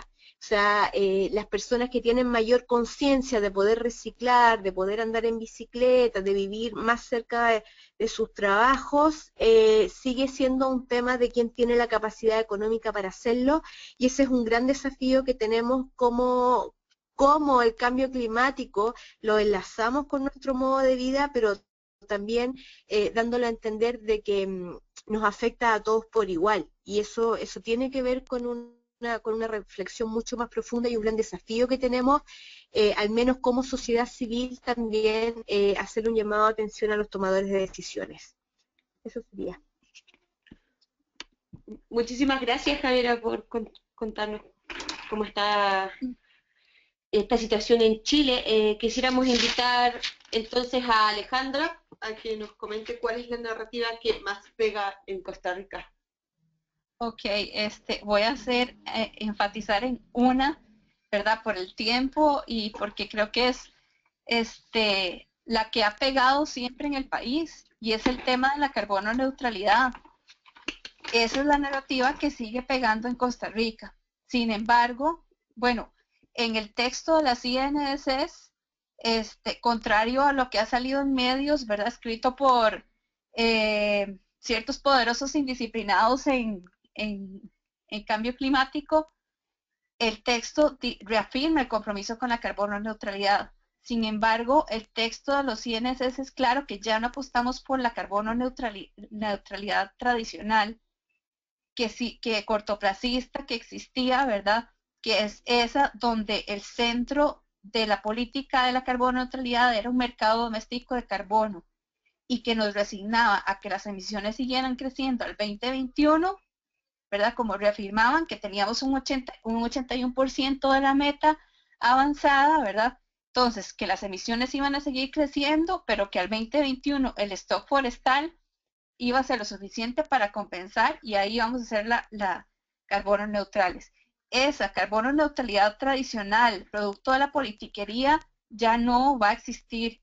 Hay un compromiso, este gobierno tiene un compromiso con la reducción de emisiones, específicamente en el sector transporte, que es el sector que más genera emisiones en el país, más del 50%, y también un compromiso con la reducción de emisiones en el sector de agricultura y ganadería, que es la segunda fuente de emisiones del país, y entonces nos da la oportunidad de poder construir una nueva meta carbono neutralidad, donde las personas sean el centro de la política climática y no un mercado doméstico de carbono, donde haya un verdadero compromiso y corresponsabilidad para reducir emisiones, especialmente en esos sectores que les mencionaba, pero también de trabajar una carbono neutralidad que sea resiliente al cambio climático, que nos permita darle la altura a la adaptación, ¿verdad? A ese eje prioritario que es necesario en nuestra política climática, y también que la carbono neutralidad nos permite,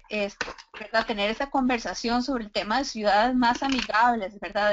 De que San José, de que las ciudades de nuestro país sean más humanas para el disfrute de la gente, ¿verdad? Que podamos disfrutar en verdad de los beneficios de las acciones en cambio climático en el país, y no solo tener que resignarnos a que un mercado doméstico de carbono venga a solucionar los desafíos climáticos que ya tenemos, ¿verdad? Para beneficio solo de unos cuantos que quieren aprovecharse del cambio climático como un negocio. Muchas gracias, Alejandra. Volvemos a ver similitudes respecto de una narrativa vinculada a ciudades donde hay una buena movilidad, donde haya uso de bicicleta, donde haya ciudades humanas. Quisiéramos invitar a Raquel a compartir su visión respecto a esta pregunta. Por favor, Raquel, tienes la palabra. Bueno, entonces acá en Brasil lo que pasa es que nadie sabe del tema de cambio climático, de verdad. Entonces el reto es muy grande porque las personas no relacionan cambio climático con agua, con florestas, con residuos, con consumo de carne. Entonces creo que el principal es decir a todos que todo es clima, la verdad. Todos esos temas son relacionados con cambio climático. Y para eso, para traer para la vida cotidiana de las personas, creo que el enfoque tiene que ser en la solución, no en el problema. Entonces, la narrativa del desastre, del mundo está llegando al fin, no funciona acá en Brasil. Nosotros tenemos que proponer cuáles son las soluciones en cada uno de estos temas. Entonces, si estamos hablando de transportes, tenemos que hablar de las bicis. Si estamos hablando de agua, tenemos que poner la solución como las cisternas. La narrativa tiene que estar siempre en la solución, no en el problema. Y para eso, rápidamente explicando lo que hacemos en Brasil con los jóvenes, es usar un lenguaje que llamamos sexify, que significa, sí, sensualizar la narrativa de cambio climático, porque es un tema muy boring para los jóvenes. Entonces lo que hacemos es como tornarlo un poquito más atractivo y legal para que los jóvenes tengan voluntad de se involucrar en el tema. Entonces el Sexify es parte de todo lo que hacemos. Cuando vamos a hacer un evento con distintas partes, sociedad civil, gobierno, empresas, nos llamamos de como evento multi-stakeholder o algo así, llamamos de entrando en el clima, que significa como getting into the mood en portugués. Entonces creo que este tipo de lenguaje nos ayuda mucho a involucrar a los jóvenes, especialmente en Brasil, y el Sexify tiene que ser difundido en todo el mundo para que las personas vean el cambio climático como una pauta buena y legal, atractiva, y no una cosa que sea boring o que nadie quiera participar.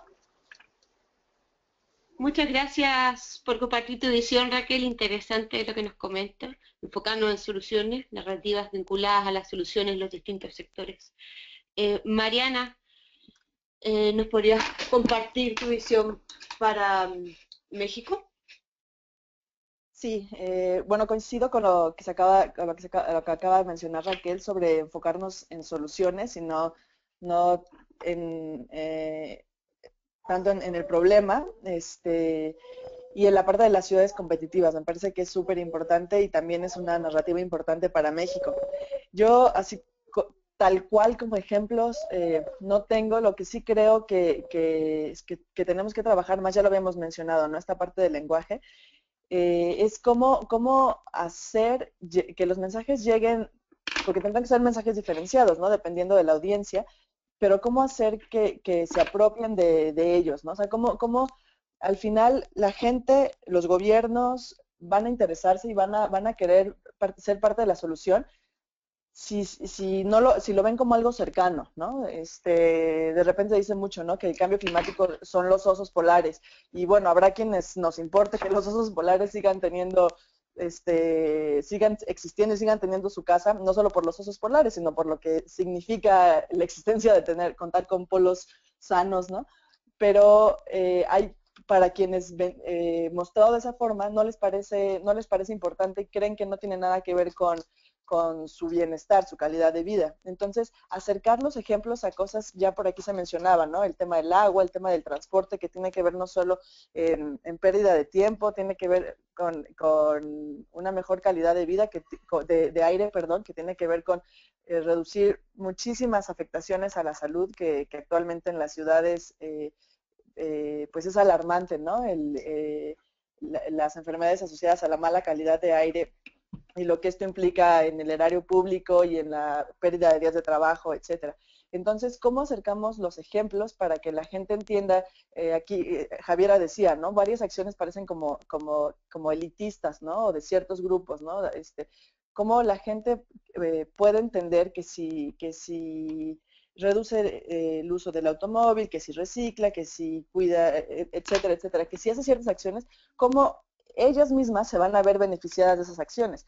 Y volviendo al tema, que es un tema que yo les he estado dando muchas vueltas porque me parece, es un tema clave, ya lo mencioné, el tema del financiamiento, pero es un tema bien difícil de que entre, ¿no? O sea, de repente parece que estamos hablando, ¿cuáles son las medidas? Pero es que si están las medidas más ambiciosas, si no tienen financiamiento, no se van a llevar a cabo. Y entonces, para que le pongan financiamiento, las dependencias de gobierno, la gente, prioritario. Esta narrativa que hacia la... ¿Por qué esto es importante? ¿O por qué el gobierno medidas para beneficiar a mi comunidad? Eso es muy importante. ¿Y cómo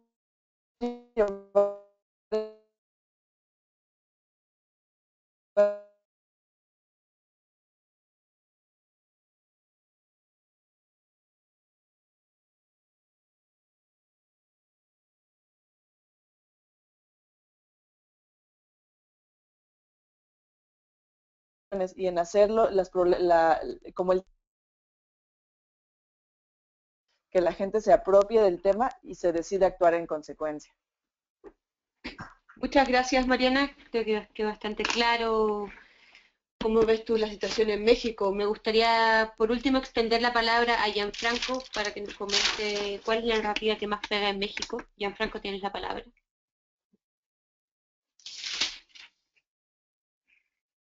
Bien, gracias. Bueno, para terminar voy a ser bastante conciso. Una narrativa, creo yo que y bueno, nos encontramos en realidad en pleno fenómeno del Niño, nosotros. Creo que en el caso del Perú me voy a enfocar más en el tema de adaptación.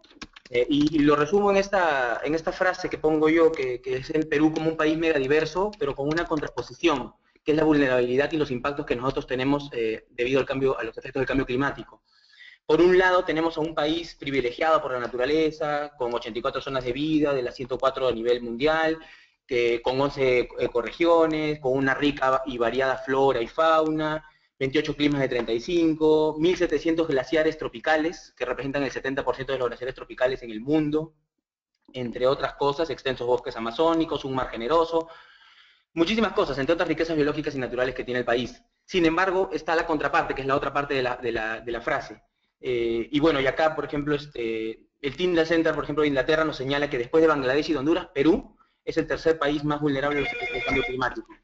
Como señala el propio MINAM, el propio Ministerio del Ambiente, los efectos del cambio climático serán especialmente significativos en América Latina y en el Caribe por la variabilidad y los extremos climáticos de la región, siendo el Perú uno de los países más afectados definitivamente debido a su repercusión de fenómenos hidrometeorológicos, relacionados, como lo había mencionado hace un rato, por el fenómeno del Niño. Y creo que ese es un tema que nos une, nos impacta a todos en todo caso, por decirlo así. Y frente a estas variaciones climáticas y sus efectos, nuestra biodiversidad y riqueza ecológica se ve amenazada a causa de nuestra megadiversidad climática. Ahí tenemos es como si tuviéramos un plus y luego el hecho de tener ese plus evidentemente nos perjudica, nos atañe, nos complica también a nosotros como nación, como país.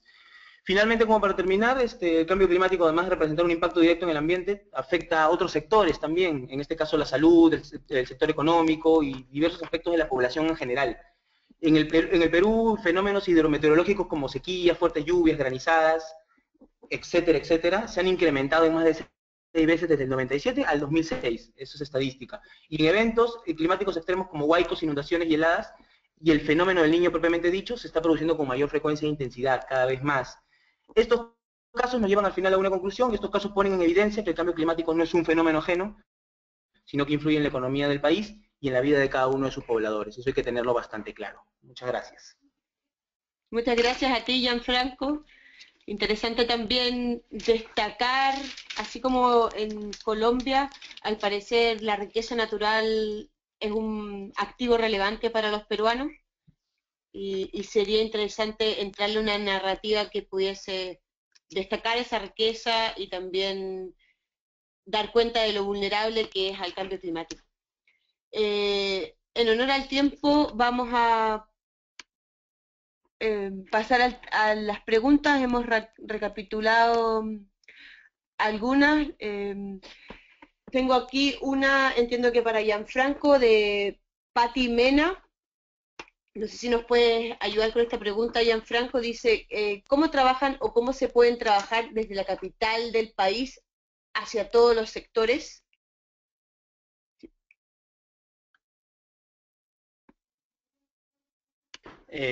Bueno, no me queda muy clara en sí la pregunta. Desde la capital, bueno, si hablamos de repente un poco del proceso, en sí nos referimos al tema que nos reúne el día de hoy, que es el tema de las contribuciones nacionales. Como lo dije al principio, nosotros solo destacamos la iniciativa que ha tenido el propio MINAM, las ganas en todo caso de querer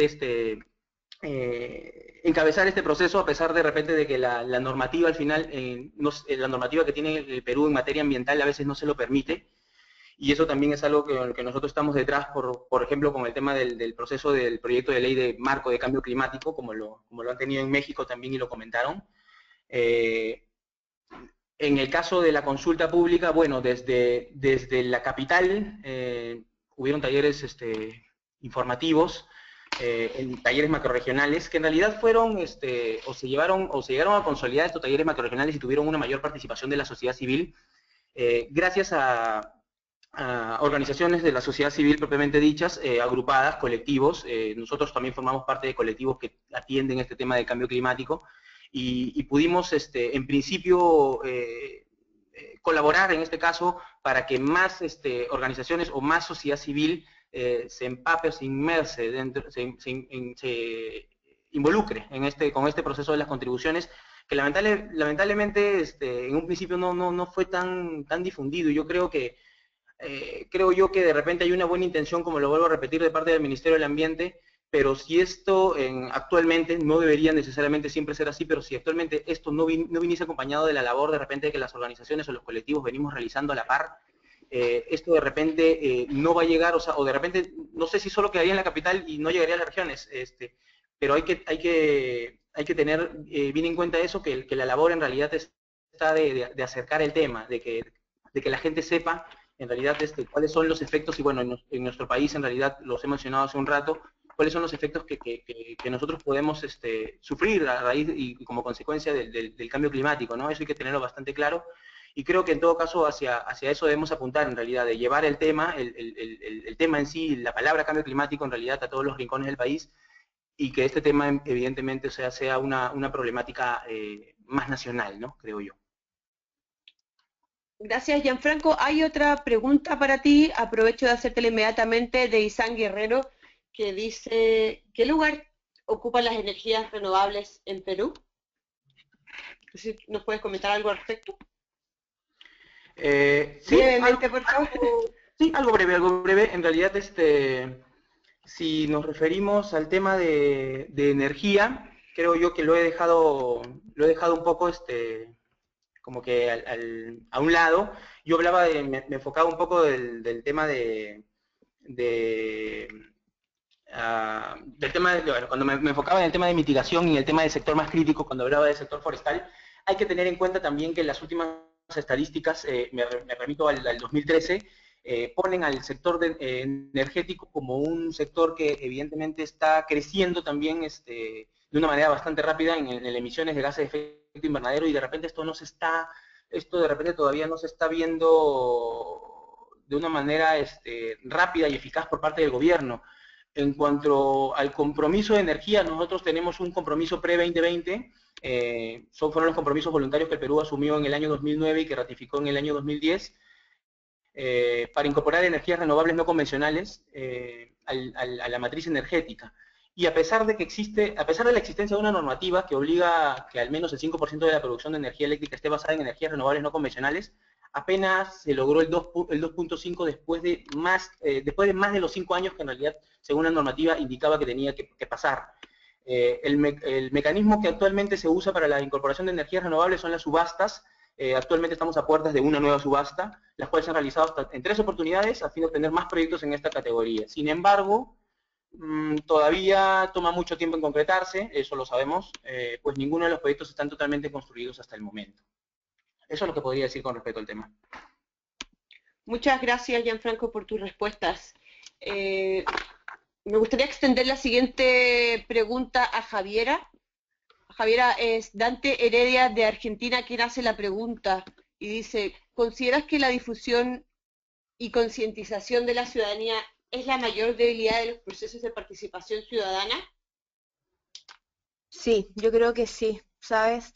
Creo que lo que pasa es que como ciudadanos, siento, somos finalmente nosotros quienes elegimos a nuestros representantes, a nuestros políticos.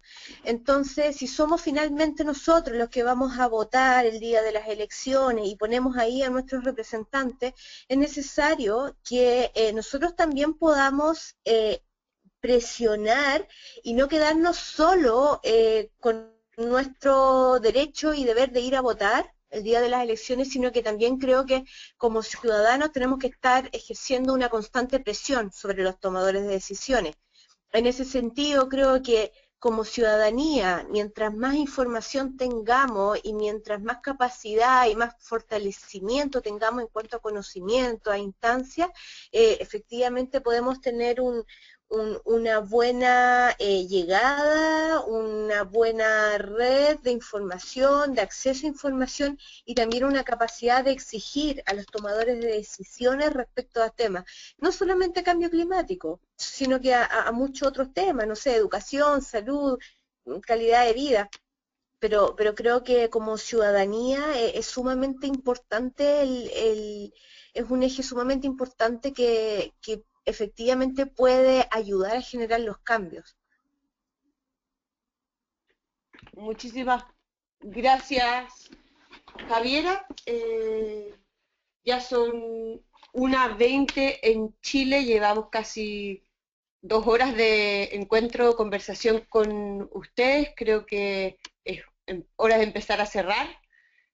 Agradecemos a todos los participantes por su interés, por permanecer con nosotros en estas largas 2 horas, interesantes y largas, digamos 2 horas en un día habitual de trabajo. Hay muchísimas cosas que compartir, que de este encuentro virtual hay bastantes similitudes y sinergias entre los países. Hay temas de lenguaje, hay temas de restricciones a la participación que parecen ser similares en los países, la adaptación, acciones claves en adaptación en los distintos países de la región parece también ser un elemento vital para la acción pre-2020 de prepararse para el cambio climático. Sobre las narrativas, ciudades sustentables, ciudades que permitan a los ciudadanos tener buenas calidades de vida, uso de transporte bajo en emisiones de carbono, la bicicleta ahí se destacó como una interesante forma de aunar a la ciudadanía.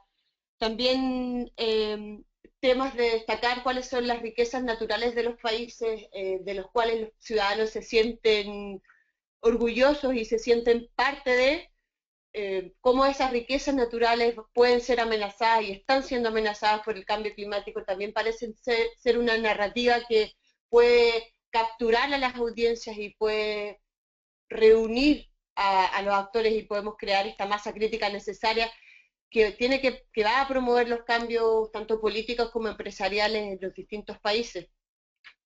Sin más, me gustaría dar cierre a esta reunión y agradecer sinceramente a todos nuestros panelistas de hoy, a Javier Espinosa de la Fundación Terram en Chile, a Alejandra Granados de CO2CR de Costa Rica, a Marcela Jaramillo de I2G Colombia, a Raquel Rosenberg de Engamundos Brasil, a Mariana Castillo de GFLAC México y a Gianfranco Sichia de DAR Perú. Muchas gracias a todos por participar, muchas gracias a los panelistas por compartir con nosotros en esta ocasión y nos estamos viendo. Que tengan una muy buena tarde, hasta luego.